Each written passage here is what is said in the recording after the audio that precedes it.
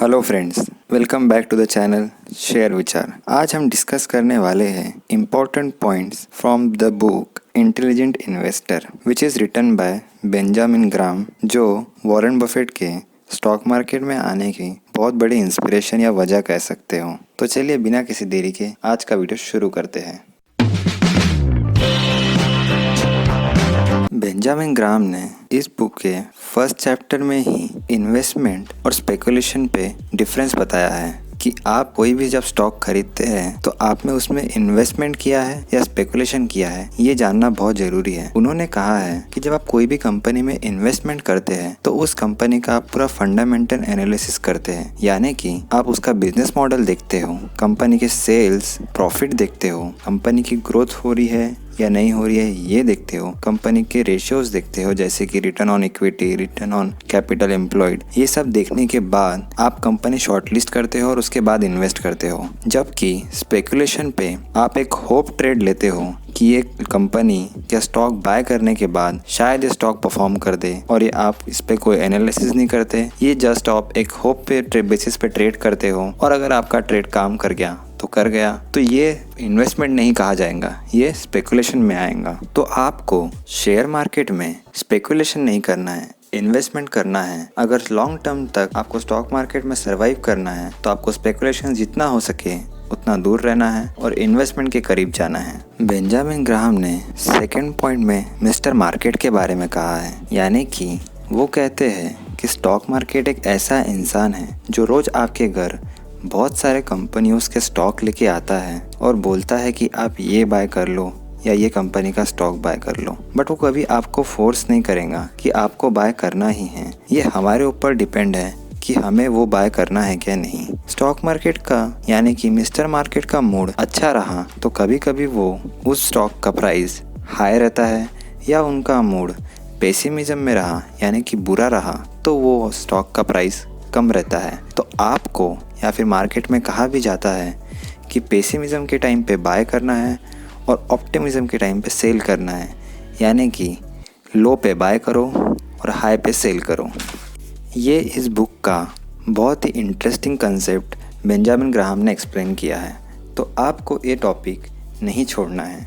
Benjamin Graham ने third point margin of safety के ऊपर कहा है। उन्होंने कहा है कि स्टॉक मार्केट में मार्जिन ऑफ सेफ्टी बहुत इम्पोर्टेंट रोल प्ले करता है। जैसे कि मान लेते हैं आप मुंबई में रहते हैं और आपको दिल्ली में कोई मीटिंग अटेंड करने जाना है और आपकी वो मीटिंग दोपहर 2 बजे की है, तो आप मुंबई से निकलते वक्त दिमाग में ये बात लेके नहीं चलोगे कि आपको वहाँ पे 2 बजे पहुँचना है। आप वो सोच के चलोगे कि अगर गलती से सपोज़ आप फ्लाइट से जा रहे हो तो आपकी फ़्लाइट डिले हो गई या आपको वहाँ पर कैब नहीं मिली, तो आप अराउंड हाफ एन आवर या 1 आवर का मार्जिन लेके चलोगे कि आपको उसके पहले पहुंचना है। तो यहाँ पे आपकी हाफ आवर या 1 आवर मार्जिन ऑफ सेफ्टी हो गई। उसी तरह हम दूसरा एग्जांपल देखें, जब भी हम कोई एग्ज़ाम देते हैं और सपोज़ आपने इंग्लिश की एग्ज़ाम है और उसकी 40 पासिंग मार्क है, तो कभी भी आप सिर्फ 40 मार्क्स के लिए नहीं पढ़ोगे, आप उससे ज़्यादा मार्क्स के लिए ही पढ़ोगे। मे बी आपके कोई आंसर्स गलत हो जाए। तो इसीलिए स्टॉक मार्केट में भी सपोज़ अगर कोई स्टॉक का आपके हिसाब से इंट्रिंसिक वैल्यू 100 है, तो कभी भी आप वो स्टॉक 100 पे बाय मत कीजिए। आप उस स्टॉक को 80, 70 तक आने दीजिए और फिर बाय कीजिए, क्योंकि आफ्टर ऑल हम भी ह्यूमंस हैं, हमारा भी एनालिसिस रॉन्ग जा सकता है। तो आपको मार्जिन ऑफ सेफ्टी लेके चलना है कि अगर आपका एनालिसिस गलती से रॉन्ग चला भी जाए तो आप ज़्यादा लूज़ ना करें। आपको स्टॉक मार्केट में लूजर्स को सेल करना है और विनर्स को बाय या होल्ड करके रखना है। बेंजामिन ग्राहम ने फोर्थ पॉइंट आईपीओ के ऊपर कहा है। बेंजामिन ग्राहम कहते हैं कि कभी भी एक इन्वेस्टर को आईपीओ में इन्वेस्ट नहीं करना चाहिए।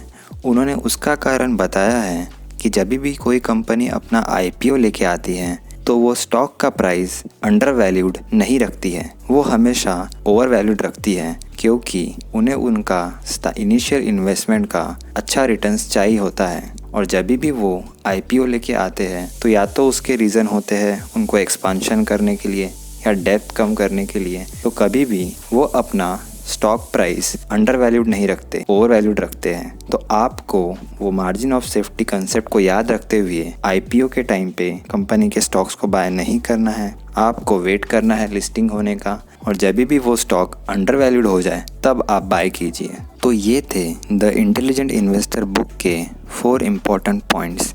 इसके अलावा भी ये बुक में काफ़ी कुछ अच्छी बातें की है, जैसे कि एक डिफेंसिव इन्वेस्टर के थिंकिंग के ऊपर भी बात की है। इसके अलावा जैसे कि बहुत सारे लोग मार्केट में परसेप्शन लेके चलते हैं कि रिस्क ज़्यादा होंगी तो रिटर्न्स ज़्यादा होंगे, बट बेंजामिन ग्राहम के एनालिसिस के हिसाब से इसका रिलेशन नहीं है। उन्होंने रिस्क वर्सेस रिटर्न का एक अलग ही कंसेप्ट बताया है। तो मैं तो आपको रिकमेंड करूँगा कि आपको ये बुक एटलीस्ट अगर आप शेयर मार्केट में इन्वेस्ट करते हो तो आपको पढ़ना ही चाहिए, आपको ये बुक मिस नहीं करना चाहिए। So that's it for today. I hope कि आपको वीडियो में एक्सप्लेन किए हुए पॉइंट्स अच्छी तरह समझ में आ गए होंगे।